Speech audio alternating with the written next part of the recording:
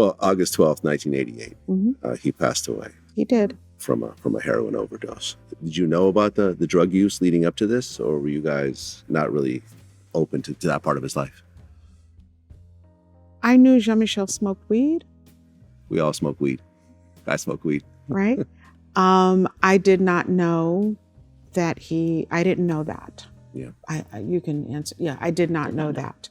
I knew that he was in a dark place and that he was struggling with the fact that he was becoming more and more successful. Right. And that put him in a position of having to really consider his community and the ways that people were responding to him. So as he accelerated, he became more and more alone in that. And then a person that he had a relationship with who was very supportive to him, because it's important when you're doing something to have other, community is really important. Andy Warhol was a friend of his and he passed away. And Jean-Michel was also working through his own maturity and evolution. And so he was in a dark place. He was in a sad and dark place for himself, for sure. But I did not know that he was, that's a scary word. When you guys got that phone call, what went through?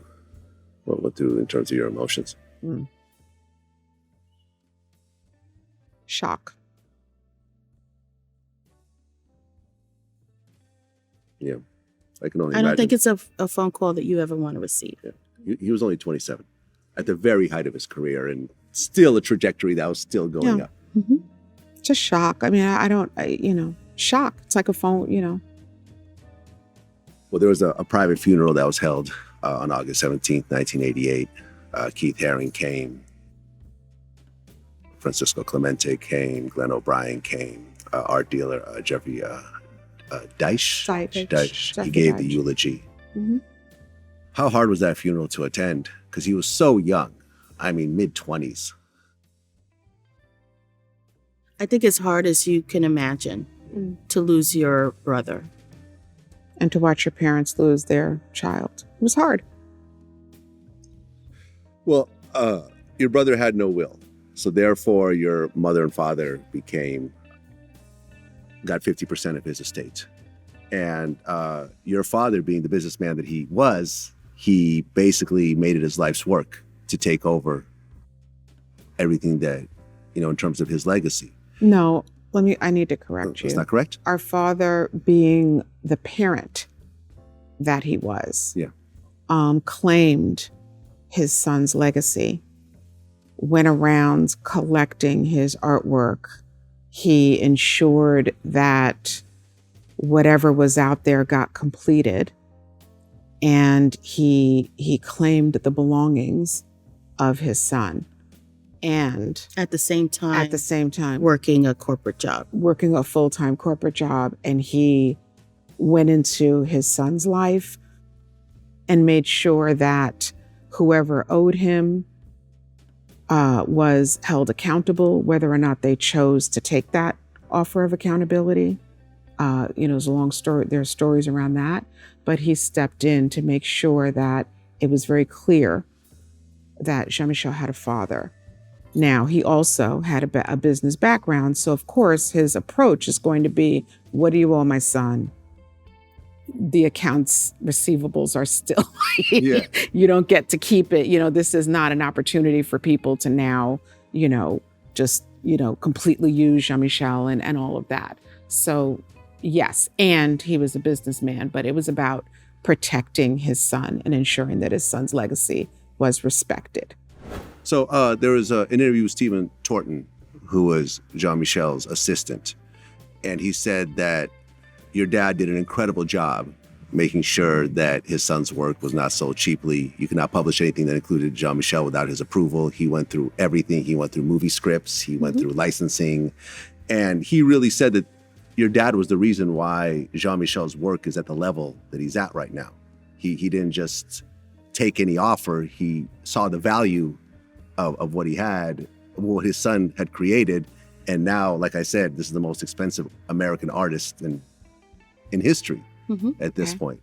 When you saw, obviously Jean-Michel was extremely popular while he lived, but after he passed away, the work just went crazy.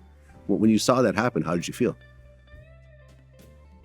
It's a mix of emotions, to be honest. In one way, you're proud about it. You wish that Jean-Michel was here to see it.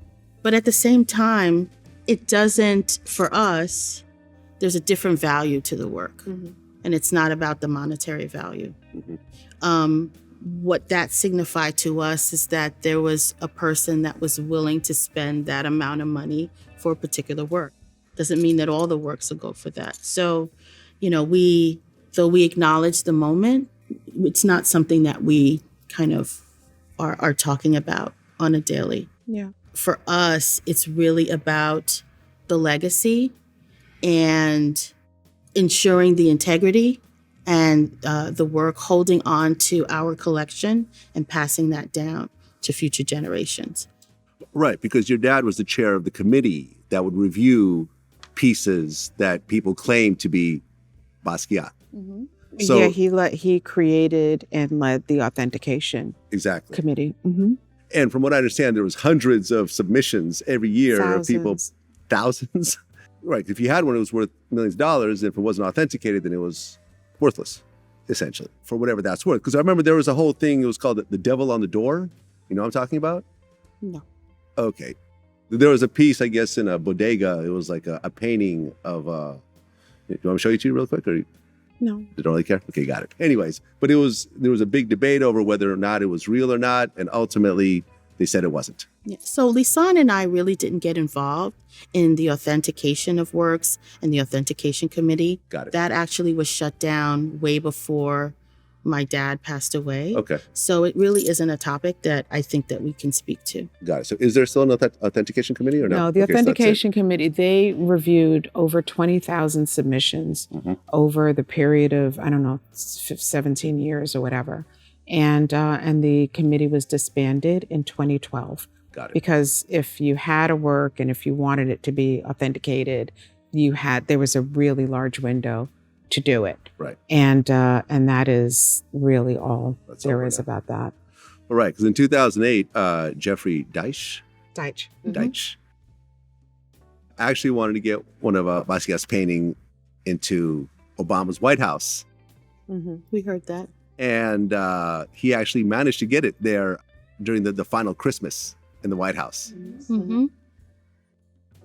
Quite an accomplishment. I mean, amazing. You know what I'm saying? Like, most of us didn't think we were going to have a black president growing up. And suddenly you have the first black president and your brother's work is in the White House for the final Christmas of the first black president. I'm sure if your brother was alive, he would have gotten quite a kick out of that. Yeah, absolutely. Yeah.